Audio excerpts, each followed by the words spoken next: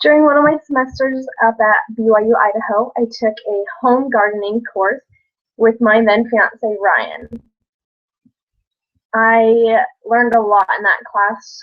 I used to think that for gardening, you needed to have a big yard and you had to have space to have rows and everything like that, otherwise it wasn't worth it.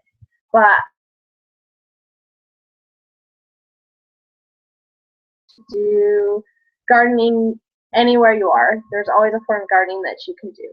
And one form that stuck out to me while I was in that class was called square foot gardening.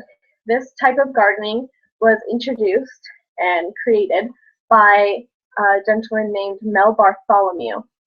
And this type of gardening is widely used around the world now because it is all about accessibility, efficiency, and space saving. It's a great form of gardening. So you don't need very much space to do it. You don't need a very specific place to put it. You can put your garden on top of concrete, so like on the driveway. You can put it on the grass, over gravel, or anything like that.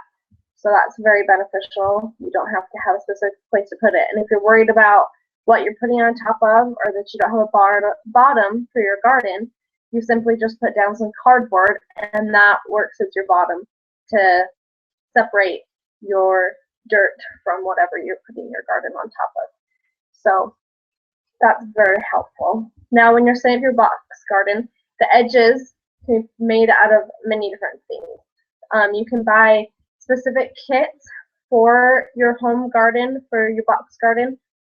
Those are a little bit pricey, so you can also use whatever you have available to you. Many people use wood siding, so planks, or they use concrete blocks. Now, say we use wood planks. That's what my go-to is. Wood is accessible, very easy to have. So when you're building this, you want to make sure that there's that it's not a complete square, because you want to be able to reach completely to the center of your garden so that you can properly care for all of your fruits and vegetables, whatever you're growing. You want to be able to properly care for them, so you have to reach to the center of your box. So don't have it too deep. Well, once you have your square built, your square garden, you are going to need to fill it with some sort of dirt. Now, this is one of the special things about the square foot gardening, is if you use a composition that you buy of sand, silt, clay, you know, the perfect mixture for gardening, then you're not going to have any weeds in your garden, because there's just that, what you bought, it doesn't have any seeds in it or whatever, and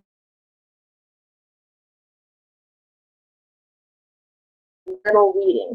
So that's one of the great benefits of square foot gardening, is there's very little weeding problems. Then you're going to want to be able to mark off your square foot garden. Because it's a square foot garden, you need to have square feet marked out.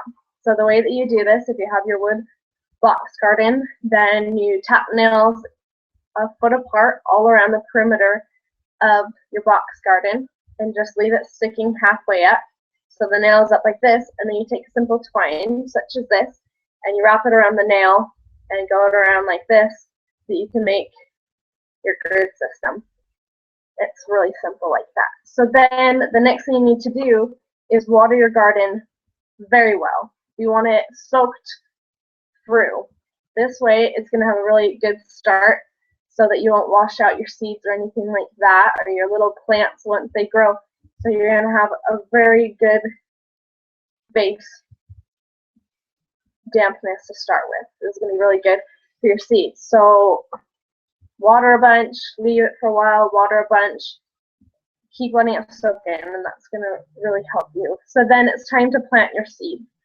Now, if you know gardening, you know that lots of seeds need different depths and such when they're planted. So this is one seed, a bean seed, that I have planted and grown in my box garden. And it goes, about an inch down, a lot further than would carrot or radish seed. So all depending on what the seed is that you're planting.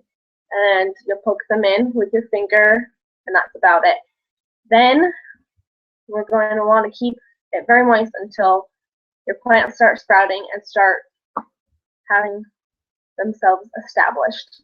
Then you're going to want to let it get a little bit dry. So once your plants are established, you can poke your finger in, and if it's dry to here and then to here, then you'll know that that's the time to water. But let it get dry up top so your plants will want to grow roots. Now, once things grow, and if there's something that grows and then it's of no use to you, such as like lettuce, you'll use all your lettuce, then you simply pluck out the plant, fill in the dirt that was there, and then replant, and it's all ready to go.